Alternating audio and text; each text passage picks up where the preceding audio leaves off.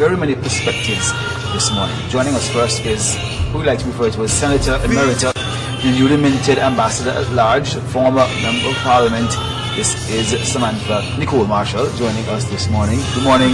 A somber occasion, as we said, Ms. Marshall, just your recollection. We know you've written extensively in tribute to the departed. Let's talk about your recollection, your memories. Morning, Arcel. Morning to your viewing and listening public. There's so many memories with Comrade Mary Claire Hurst. I currently serve as First Vice Chair, and Comrade Mary Claire Hurst, ever since I have been in that position, has been our General Secretary. She was the first female General Secretary. One thing I remember, and I think it goes towards her personality, the level of commitment she had to this organization, is no matter whether we as executive members could attend meeting on a Friday, Comrade Mary Claire was definitely going to attend. Once she was on island, once she was well, she would be in attendance. And I think that speaks volumes. And she would call me up and she would say, or I would call to see how the meeting went. And she would say, "Girl, come to the people meeting now. And come to the here in the people's place. And the comrades were there." So anyway, I was there with the comrades. We had a wonderful meeting. See you next Friday. Pass the word around. Tell the rest of them to come. That was Mary Claire. I mean, she was just amazing. I think for us as women within the political organization, she was always there to support us. No matter what role we were playing, no matter what level we were elevated to, whether we were chairpersons, whether we were senators, whether we were elected members, whether we were just ordinary comrades and we were going through something, Mary Claire kept her finger on the pulse. And she always ensured that the comrades were taken care of. She would highlight to us if there was an issue. She would say, "Hey, you have to go and look for so-and-so because they're not doing well, and you know they're regular at the meetings. You have to go." Mary Claire was the glue that kept the party together. And I can only pray and hope that many of us will live up to that expectation for our comrades, that we will continue that level of commitment, and that we will continue to serve our comrades in that way. Well, she became known as Tanti, not only in her family, yes, her blood family, but to the younger ones. Well. To the younger ones. Tell us why that was. But to me, she was always Mary Claire, but of course because of the nurturing role that she held, and how she dealt with the younger members of the party, she became known to them as Tanti. You know, everybody looked up to Mary Claire. And that is why you see so many young people so actively involved within the Labour Party, because of people like Mary Claire. I mean, some of us could bring her into the party, bring them into the party, but Mary Claire was the mother. You know, if I brought members in, Clemens Antonio, you know, he came in as a result of me going out and asking him to work along with me years ago. But it was Mary Claire who nurtured him and he brought him into the party. So that was her role. And all of them affectionately called her Tanti. When we think of the legacy, we've talked about her time in Parliament, her time as a board chair, her time nurturing within the party. What do you think the younger ones who call it, and even the older ones like you and me, can learn from her and learn to emulate from the legacy she would have left? I think there's so much that we can learn and emulate. I mean, I think in essence what we can say, she came up from the grassroots and she came up within the Labour Party. And she's never turned her back. And I think for that shows a great level of commitment. And that is what the Labour Party wants, that level of commitment. And that is how we continue to grow.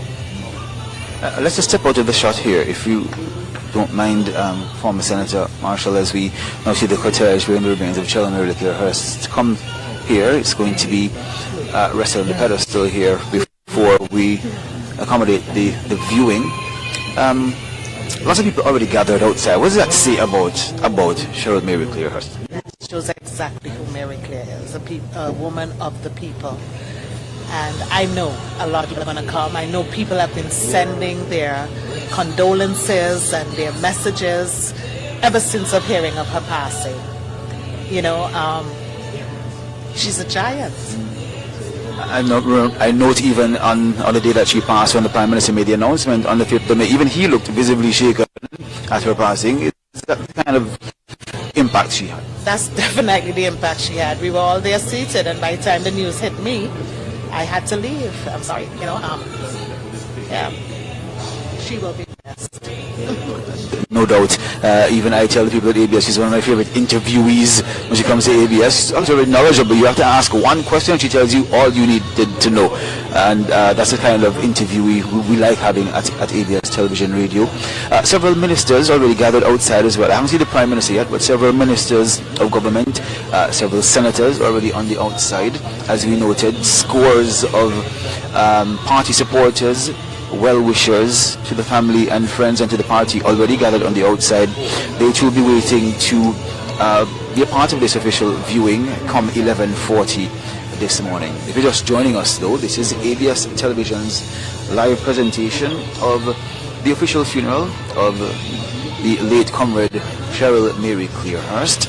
She will be lying here, and there will be an official viewing. We're at the People's Place, live on the corner of Old Palm Road and Nugent Avenue, and we're speaking to, of course, First Vice Chair of the Antigua Barbuda Labour Party, Samantha Marshall, who's been talking to us about the impact that the party has left not only on her family, but on the party and on the nation and all who came into contact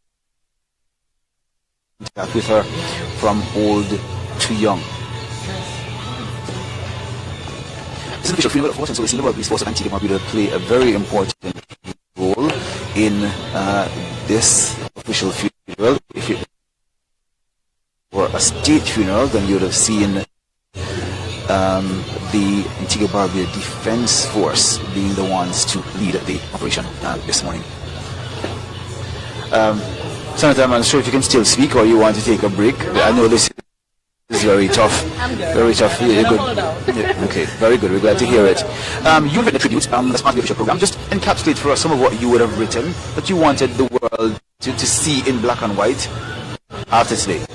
That as a woman within the Labour Party organization, she didn't just stop to the point that she rose to a certain level, that she encouraged others, that she supported others, and that she was deeply loved by this institution. I think in essence that is really it. All of us, whether you wanted Mary Claire's help or not, she was going to offer it. Whether she think you needed her support or not, she was still there. She really understood what, you know, working as a team was and working within the Labour Party organization was. But despite the party, I mean, there are so many different sides, and I'm sure other persons will speak to that. I mean, Mary Claire was into her calypso. She was into sports. I mean, she was just amazing. But the part that I know dearly is her political side, and that's the side I speak of. I remember my first interaction with her would have been, of course, at the Global Ports Agreement. Of course, she was chair of the Port Authority then and suffered lots of dissenting comments when you were not in favor of the agreement. But she stood firm, and I remember speaking with her, and she was a woman of conviction. She believed it was the best thing for Antigua and Barbuda, and she was not going to let any naysayer say anything about it. That's true. You know, Mary Claire was very firm. She supported any policy that related to the overall national development, and she understood that, hey, things can't always be the same, and we always have to, in order for Antigua and Barbuda to really put ourselves out above the rest, we have to think differently. And that was Mary Claire. Mary Claire always thought outside the box. A lot of people did not appreciate the vast experience she had, how knowledgeable she was. Mary Claire was excellent. I was looking back at footage this week of her ascending to the Senate for the first time and how she was vilified, and the rapturous applause from the gallery.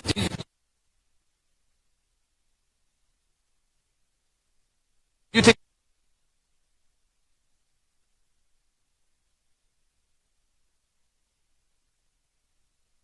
we hope to, as we said, the scores of people already gathered on the outside, and no doubt the St. John's Pentecostal just chosen because of the way it can accommodate so many onlookers, so many well-wishers. Today we know that, of course, we will have thousands of people gather, both inside and outside. And of course, as we make our way to the burial site, there will be even more that will join us on the roadside to offer their well wishes. Dimash, we want to go now because we understand it's a difficult moment, but thank you so much for joining us. Okay, that was, of course, Senator Mary Clearhurst. At the official viewing of Senator Mary Clearhurst, we have, of course, been speaking to Samantha Nicole Marshall. She is a former senator. She's the first vice chair of the Antigua Barbuda Labour Party. She's, of course, a former member of the lower house, having represented the people of St. Mary's South, and she's been speaking with us extensively about her interactions with the late former senator. All right, so arrangements are coming together here. The casket is open now for viewing. We're just going through the final preparation so that we can start inviting persons in for the official viewing. And I can tell you what you will see, she is clad in her red regalia. Of course, it has become synonymous with her representation of the Antigua Barbuda Labour Party, her beret as well, firmly clad. We're hearing a bit of muttering on the outside. That's because people are slowly gathering to make their way through the procession here. It should be very orderly, as we have markers. You only able to get to be so close to the casket to pay your last final respects, but we expect that there'll be a steady flow of onlookers and they'll make their way orderly through the room here. We are, of course, live from People's Place, of course, which was built the Antigua Barbuda Party. This is their party headquarters, where they meet for meetings quite regularly every Friday, I'm told, and so no more appropriate place for the official viewing here today. So let's just go to the program of events for later today, because we can tell you the service will be held at the SJPC House of Restoration Ministries. We will have several tributes to mark the day. We can tell you that there will be several songs. They will come from Eustace James. They will come from the community players. They will come from the Antigua Barbuda Labour Party choir.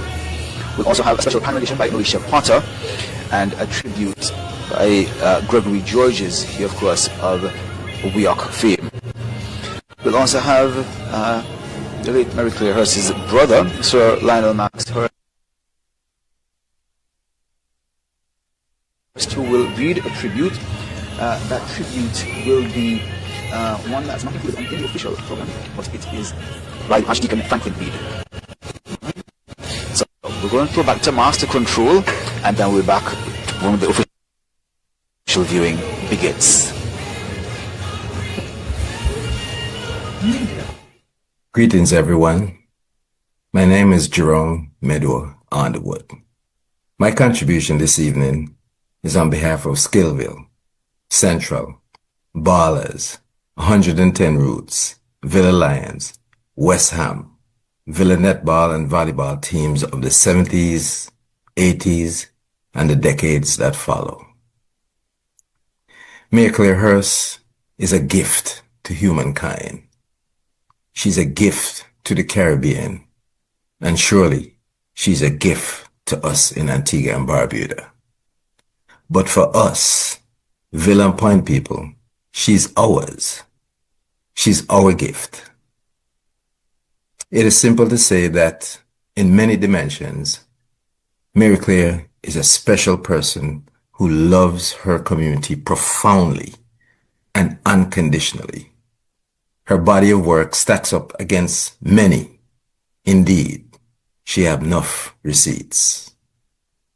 It is fitting that we're in the park at this time, as this park is where so many of us spent hours on top of hours, from the netball court to the volleyball court to the cricket and football field, down here to the basketball court and the tennis courts, and don't forget the swing and them. This park holds lots of memories. Mary Claire, one of them hardcore Villa woman that proud for make you know that who she be, a Villa woman. Whether she was playing one of the various sports or being a cheerleader for whichever Villa team was playing. She gave it all. As a matter of fact, it was that kind of give it all for community attitude that contributed significantly to Skillville's intimidation factor. If you know, you know. You couldn't say nothing about Skillville as far as Miracle was concerned. And we had to live up to her high expectations of us. And the love, that love for community, that pride and relentless quest for excellence was a driver of our dominance. Many of us missed those days. The fact that we're here tonight is tragic.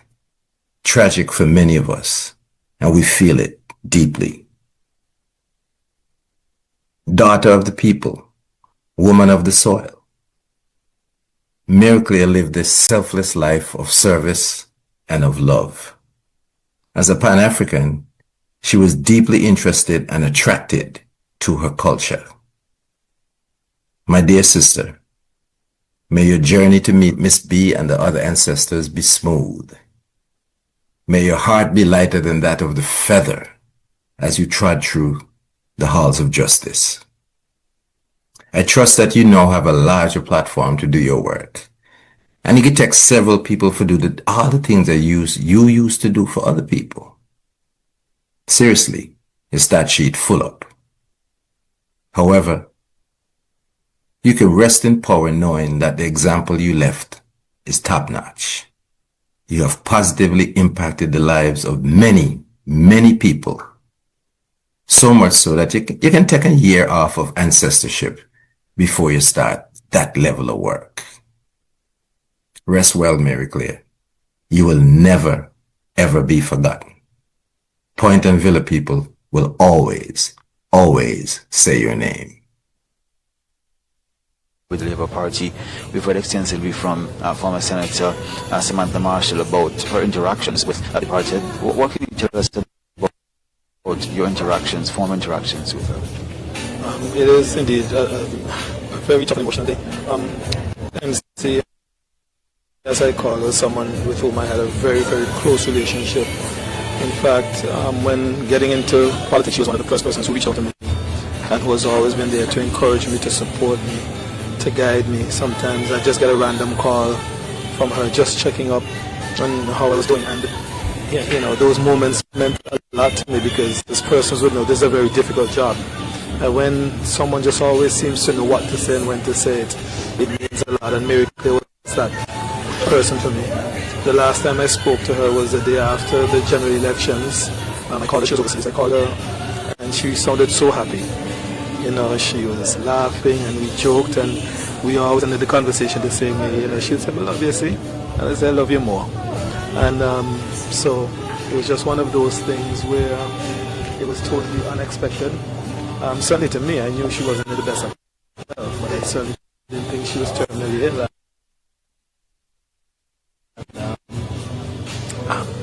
It's just a very difficult loss to be on right now, but it's all part of life, and I just pray that her soul rest in peace.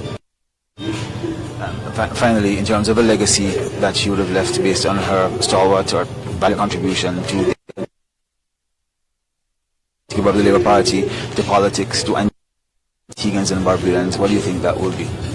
She was committed, she was loyal, she was a leader, she was strong, she was firm. She really cared for the youth. And the youth of the party, you know, everyone calls her Tanti. You know, she really had a soft spot for young people, and she did her best every single day to advance not only the party, but Antigua and Barbuda in general, and she'll be deeply missed, both in the institution and nationally. Thank you very much, sir. Really appreciate it. So the Honorable Darrell S. Matthew there, making his contribution to our program this morning for the official funeral of Rachel Mary Claire Hurst. Of course, the minister would have had several conversations with her in and out of politics, detailing her contributions to the party, politics, and to Antigua Barbuda in general. So far this morning, we've seen several individuals file past the mortal remains. We saw the former health minister, the Honorable Samuel Joseph. We saw the junior minister within the Ministry of Agriculture, Randy Ball. Baltimore. We saw the Minister for Housing and Works, the Honorable Maria Brown. We saw Samuel Nicholas as well, who is of course responsible for ICTs, utilities, and energy. We also saw the Deputy Speaker of the House, Dr. Fillmore Benjamin, file past. And we saw lots of her very close friends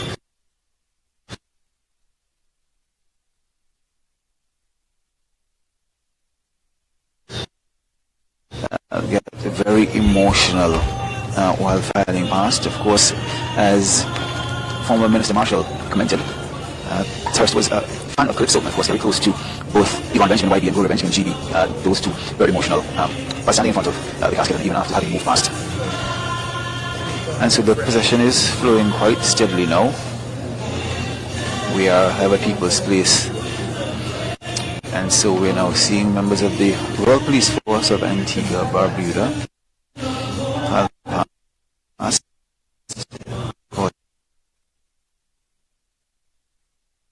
Before them, we also saw members of the Antigua Barbuda Labour Party Choir. They are already dressed for their performance in tribute at the official funeral later today.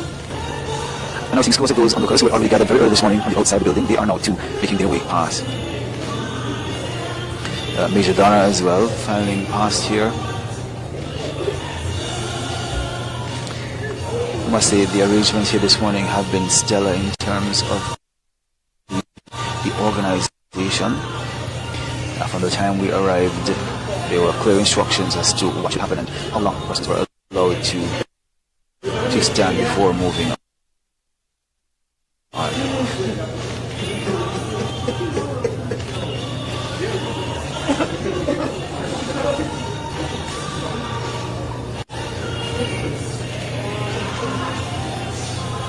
So even more onlookers now making their way in. Former Senator Clement Antonio, who is now, of course, going to be the resident ambassador to China. And in China, he, of course, would have been one of those persons who would have been raised and reared by the senator.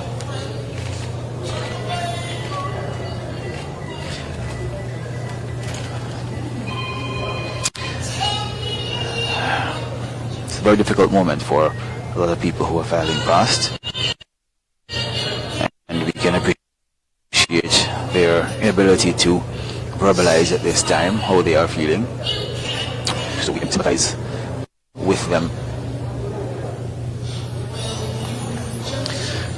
The official funeral, as we said, will begin at 1:30 this afternoon. It will be live from the St. John's Pentecostal Church House of Restoration Ministries.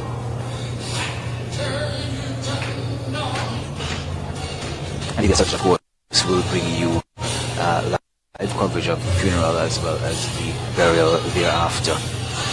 Our Nicholas will be back with you just before the service goes live, and then we will join the service and take you all the way through this afternoon. You can imagine that, of course,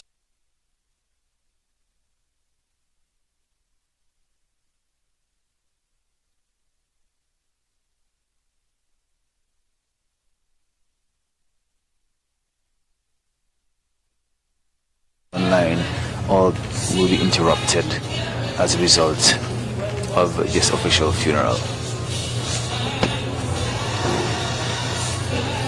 So we are celebrating the life here of Cheryl Mary Clearhurst, who was born on the 6th of November 1962 and who died on the 5th of May 2026.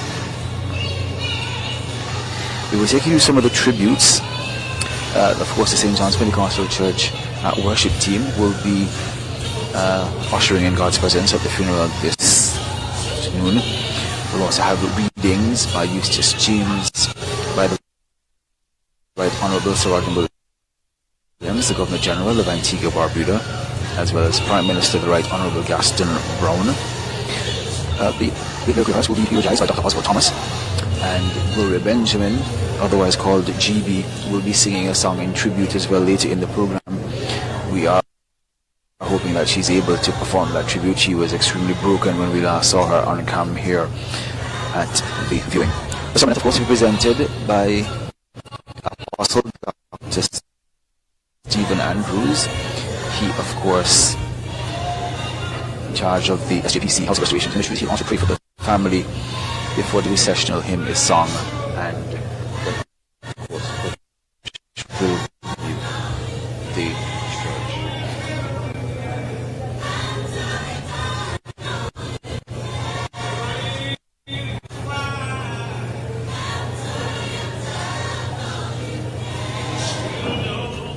We spoke with former Senator Samantha Marshall earlier, and she tried to summarize her tribute, but let's just now read what she wrote in the official program for the funeral later today.